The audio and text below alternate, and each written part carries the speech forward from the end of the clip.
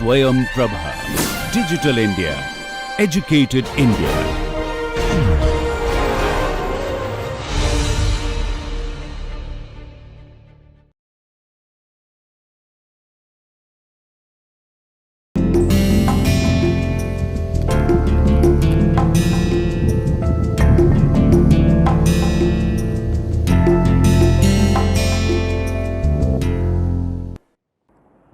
Okay, now we will be discussing about educational disparities. Okay, schooling opportunity in India is highly unequal.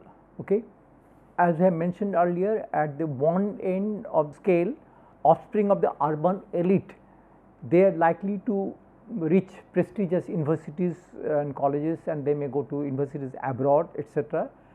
But on the other hand, a girl born in a poor family in rural Rajasthan has a very little chance of entering school or entering primary school. So, this type of disparity we have. At the one hand, if you think of our educated urban middle class, their children, they will send their children for higher education. They may send their children for higher education to good universities, or professional colleges. As you see, there is so much expansion of professional colleges, even private colleges, etc., etc. So, but that opportunity is open only for the urban elite middle class, because these are very expensive, and only the better off section can afford that type of education. On the other hand, if you go to when you go to the rural area, actually someone belong to a remote region, particularly a girl child may not have any chance to get even enrolled in the school or completing primary education. Okay, this is what. So we have lot of education, education disparities. Now, why we have these disparities? One is there is a gender bias in education. Now, as we have seen earlier, that there is a lot of difference in terms of educational attainment among the male and female. Okay, now why this? Now this is because firstly there is a gender division of labor, and there is a kinship system which has resulted neglect of female education. Now there is a gender division of labor. What it involves, that many adult women need to do household work. What is our perception? Our perception is that household work will be done by adult women. Okay, so the benefit of female education at home are often less clearly perceived than the economic return of male education. Like, say for example, now it is often thought that when a girl grows up, what she will do? She will do household work.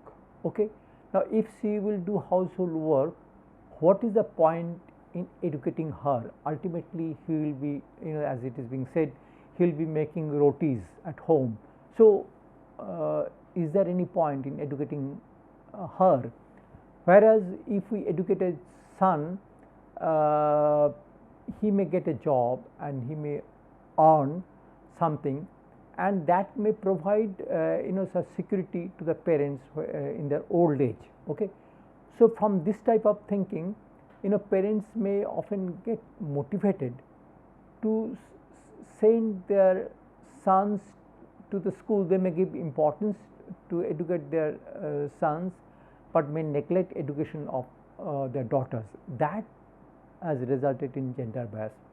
But it has been found in many studies that even when a girl is educated, that contributes a lot to the children's education, to the health of the mother, to health of the child. But this has been pointed out in many studies, that giving education to a girl itself, even if she just only household work, but if she is educated, that makes a lot of difference for her and for her children. But this is not easily perceived by parents. Okay, And the kinship system, the type of kinship system that we have, that involves the separation of an adult woman from her parents after marriage. This implies that educating a daughter is of little benefit from the point of view of parental self-interest. Like, another important thing is that the kinship system in our country is such that after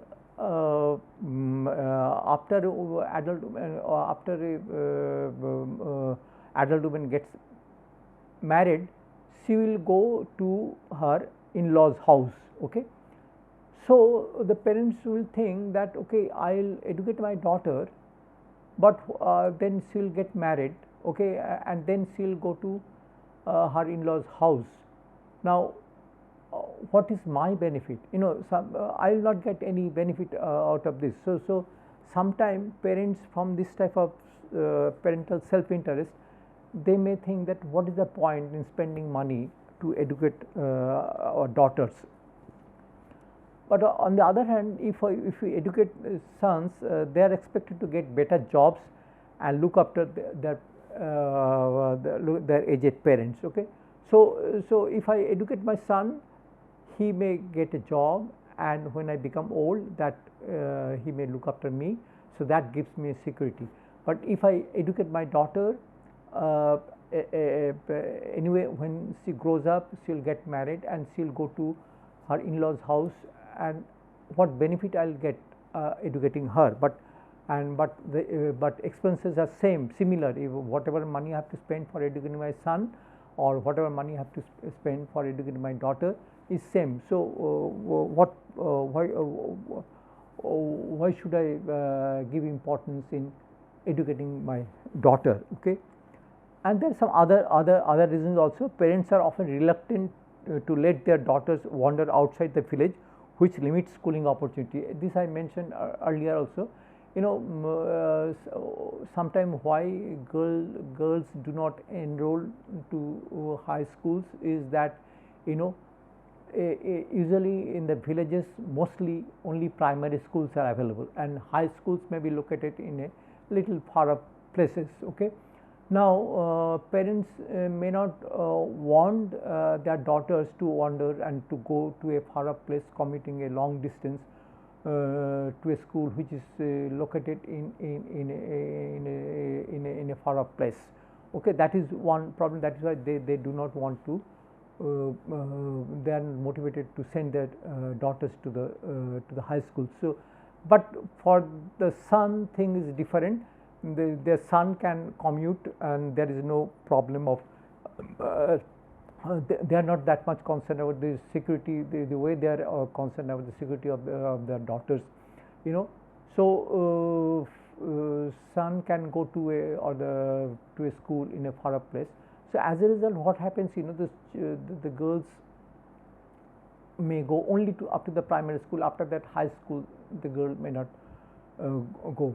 Now, of course, as I mentioned that to solve this problem, we have some program like giving bicycle to the girls if they enroll in the high school. Now, that helps to some extent to overcome this type of problem, but that is still an issue. Why? For having a gender bias. Of course, this type of bicycle, giving bicycle to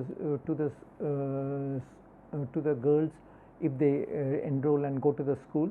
Now, this type of program to some extent help us to overcome gender bias, but that bias is still there.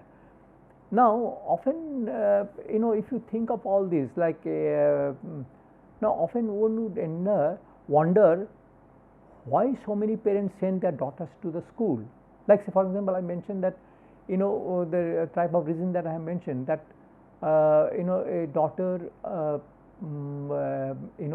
after she get married will go to her in-laws house, so parents will feel that I will not get any benefit then. And then supposing a girl, when she gets married, they will be engaged only in household work, so why they should get educated, etc., etc. So this type of reasoning is there. Now, so one would often wonder the other way, why, but in spite of that, why so many parents send their daughter to the school, you know. So, if that is the case, then parents may not at all send their daughters to the school. Now there is some explanation why parents still send their daughters to the school. Now, what happened? Indian men often expect their spouse to be little less educated than they are themselves, without the gap being too large. Okay.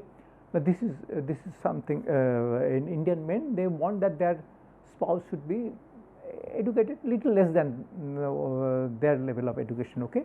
But this gap of it should not be too large. Now, links between female education and marriage prospect are likely to have a significant influence on schooling decision.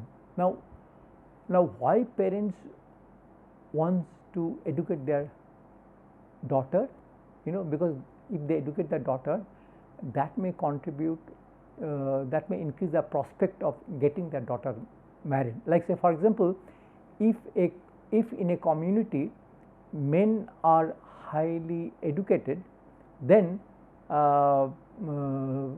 you know, to get a suitable match for their daughters in those communities, parents will try to educate their daughters, so that at least, you know, the gap, you know, from that community, the boys may not marry a girl who is illiterate, because see, most of the boys in that community may be highly educated. Now, there they may not marry someone who is illiterate. They would expect to marry a girl who is educated, maybe slightly less than that, less than their level of education. So, now in that type of community, parents will feel that they should educate their daughter so that to increase the prospect of their daughters getting married. After all, parents are interested in the well-being of their daughters, and from that concern, you know, they educate their daughter. The notion that female literacy in India is largely a byproduct of male literacy may seem little depressing. You know, now like, say for instance, say in another community where you know, the boys are not that much educated, in that community, if a girl becomes highly educated, then it may be difficult to find a match for her. Okay. So, so accordingly, you know, what will be the level of girls education, that depends on what is the level of education of the boys of a particular community. Okay. So, in other words, what we are saying, that female literacy in India is largely a byproduct of male literacy. Okay. This may be slightly depressing, but actually that is the case. Okay. Now, public campaign can have a strong influence on social attitude towards female education. Okay. Now, so this is the situation, but actually if we want to spread female education, this can be achieved through by changing the attitude, actually, that female education itself is important. You know, if we have this type of campaign, like as I mentioned, the total literacy campaign, it has been found that female members became literate, you know, they were literate than the male members. Okay. So, you know, it is possible to change that. Usually what happens, you know, the level of female education depends on level of male education in a particular community, you know, correspondingly. But so in that process, you know, female may lag behind, there may be gender bias in female education, but actually this can be changed to some extent if through campaign. If it is said that female education itself is important, female education contribute to the welfare of the family, to the child health, to the mother health, etc. If this type of campaign is done, maybe that may help to overcome the child in a gender bias in education. Okay. Now, another reason of education deprivation is caste and tribe. why literacy rate among disadvantaged castes are lower even when different castes share same schooling facilities. Okay.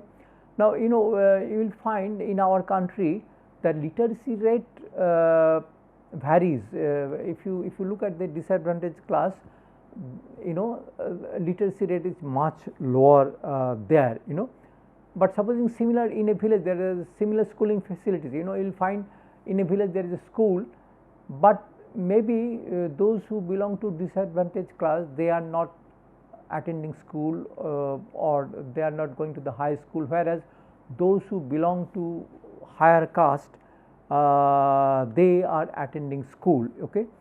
Now, now why so? The same schooling facility is there, but why disadvantaged section lag behind in terms of education?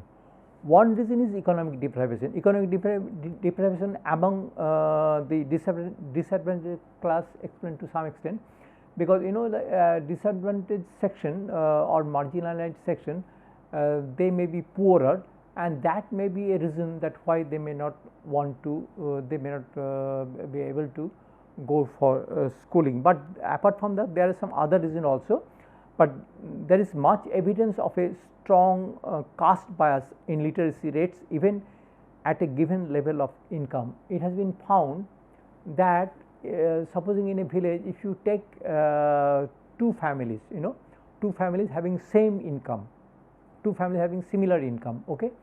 Now, one family belongs to a higher caste, another family belongs to a lower caste, and usually we find there is a difference in terms of educational attainment. So, caste, it is not only economic reason, economic reason may be a limiting factor, but caste itself or community itself may be sometime influence the educational attainment. Same income, but someone belonging to higher caste, some will have higher education, someone belonging to lower caste may have lower education. And another reason may be, sometimes what happens, having similar education, the traditional upper caste view that education is not appropriate for lower caste continues to have some social influence. Like for example, sometimes there is a viewpoint that in the village, in general, it is believed that those who belong to lower caste, they should not, education is not meant for them. Education is meant for those who belong to higher caste. This is another reason. And this is important, and the next reason is important. There may be objective differences in economic and other returns to education for different castes. It has been found that even after having similar education, say someone who belong to higher caste and someone belong to lower caste, now they have similar education, but what happened, the return that they get is very different. Someone belonging to higher caste having similar education with someone who belongs to lower caste, now the person belonging to higher caste may get better job openings, maybe because of various type of contacts or various type of information that they get. So same education sometime give different result, different outcome, and this outcome depends on the caste background. Someone belonging to higher caste may get a better job, but with similar education, someone belonging to lower caste may not get that. Children from disadvantaged caste are still discriminated against within the school system, and also as I mentioned earlier, that those who belong to disadvantaged section, sometimes they are still discriminated in the school system. Like teachers may have some bias. Teacher may think that those who belong to lower caste, they may not be able to learn, or there is no use of them for learning, etc., etc. This type of bias adversely affects the learning. Similar thing is also true about tribal community. Above, these causes are applicable for tribal communities also, but there are some other points. Sometimes it is said the relevance of modern education, for the tribal children, modern education may not be relevant. It is often said, but actually this is not at all true. now what is inherently low interest in education among the tribal community, etc. Now, now actually it is why tribal community are lagging behind in terms of education. Two things are mentioned. One thing, it is said that for tribal community modern education is not relevant, and secondly it is said that for tribal community are not motivated to get educated, but actually these are not true. Like in our country, we have seen that there is evidence that tribal community, what has happened, the schooling facility that we have in our country, which is very dismal. In the tribal area, if you go to the schools are in a very bad condition. As it is, rural school are in a very bad condition, but tribal community, it is worse, much worse, and that may be the reason that why in tribal community children do not get get motivated to get educated. Now, actually we would look at some regional contrast in literacy. Okay. Now, as we mentioned, if we look at the regions of our country, Kerala is far ahead than other regions. Okay. That is the first thing. Second thing is that southern states of our country, they come next to Kerala is the far ahead. After that, South Indian states except Andhra, other states are better placed in terms of literacy. Then comes the North Indian region, and then comes the large North Indian state like Bihar, MP, Rajasthan, and UP. So, we get some sort of regional variation in terms of educational attainment or in terms of literacy. Like Kerala is the topmost, then other South Indian states except Andhra, then North Indian regions in general, and among them large North Indian states like Bihar, UP, Rajasthan, MP, they are lagging behind. Okay. This type of now why we find this type of regional variation in terms of literacy. In fact, this type of regional pattern was there already at the time of independence and even earlier. Okay. This was there already. Okay. Now, what is important, historical legacy is much less of an explanation of the fact that most Himalayan districts have literacy rates well above all India average. Now, one could say that we have this type of regional variation. Why we have this type of regional variation? Because this was there at the time of independence, and even before independence we had this type of regional variation. But actually, so that is why this is continuing, but that is not true, because we have seen that some of the Himalayan district, they have attained educational level much above the all India average. Very surprisingly, though we have this type of regional variation, but and this was there even from the time of independence, but somehow Himalayan district have done very well during after independence, and they are much ahead of all India average in terms of literacy. And here particularly Himachal Pradesh, which is not known that much. We often talk about Kerala is very advanced in terms of education, etc., etc., but we often overlook, or which may not be known that widely, that Himachal performance of Himachal is outstanding here. Okay. In this figure, we have proportion of illiterates in these three states, the Himachal Pradesh, Uttar Pradesh and Kerala. Okay. Now, now here we have literacy rate, proportion of illiterates in Kerala, and this represent Himachal Pradesh, and this is UP. Okay, this is Uttar Pradesh. Okay. Now, you see, in 1951 percentage of illiterate was around 30% in Kerala. Okay. Now by 1991 it has become almost is 0. Okay. So this type of progress it started from 13% 30% illiteracy, it has become that means 10% literacy attained. Okay. Now if we look at Himachal Pradesh actually illiteracy percentage illiterate were 80%, you know, 80% illiteracy in Himachal Pradesh, almost equal to similar to UP. Okay. But you see within this 40 years from 1950 to 91, you know, literacy rate has progressed so much that in UP it has come down to around say 15%. Okay.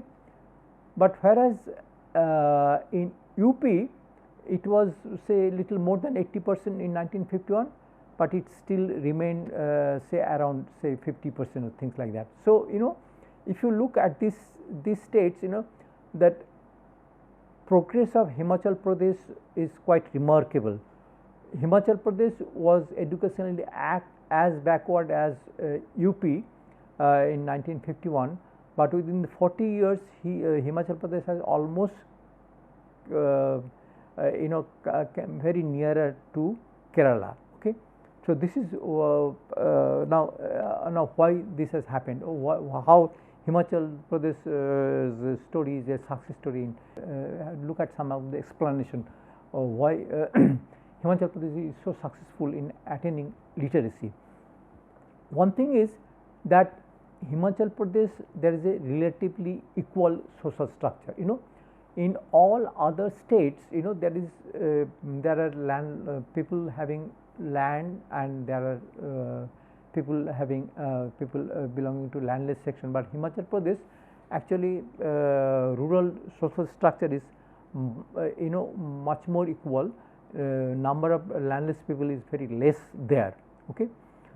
Then social equality is conducive to consensual social norm of universal education. Now because of this type of you know egalitarian structure in Himachal Pradesh, what has happened actually, that everybody as there is not much disparity, everybody wants that there should be universal education. Whereas in other states what is happening, you know, those who belong to higher caste, they may give more importance to their children's education, and they may say that, you know, education is not meant for lower caste or poorer people, etc., etc. But Himachal Pradesh actually you know there is a lot more egalitarian society. So there actually universal education is a common demand for entire community. Okay. And because of that, in Himachal Pradesh there is a lot of cooperative action for schooling facility. Like for example, you know, because the entire community they want that the children should get education, you know, they cooperate so that you know schooling facility improves.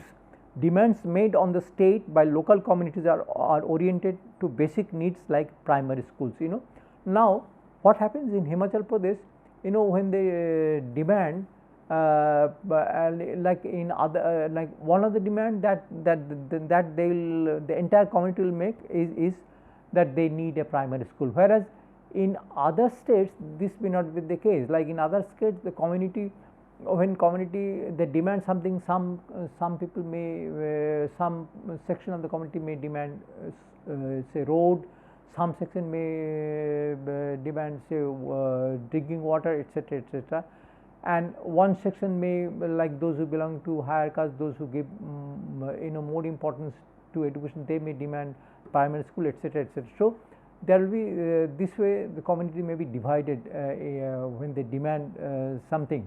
Okay.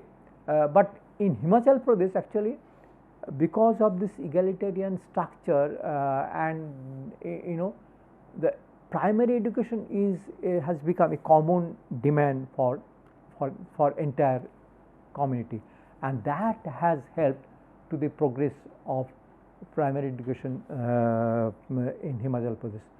Now, we will conclude our this discussion. What we want to say that literacy achievement in India depend on social context. We have said in the beginning that literacy achievement in India varies widely. Now, how do we explain this? Actually, what we have argued or what we have shown that literacy achievement in India depends on social context. What is this social context? Gender division of labor. There is a gender division of labor, that is how, like if we find that there is a difference between male female literacy, that is influenced by gender division of labor.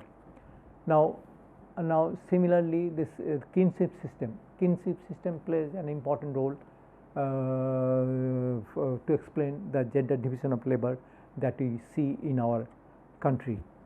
Caste related norms. Caste is another important factor which influences what type of education a particular section will attend, and economic entitlement, etc., etc., etc. Okay.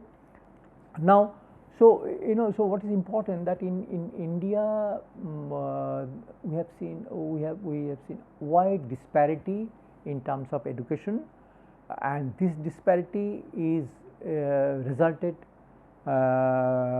due to or it is embedded in social context. It is it is it depends on gender division labor, it depends on kinship system, it depends on caste related norms, and it also depends on economic entitlements. But what is important that actually we cannot say that this type of disparity will continue because of this type of social context we have. Himachal Pradesh is one example. What we can say that it is possible to change this situation or to do away with the type of education disparity that we have through proper social policy.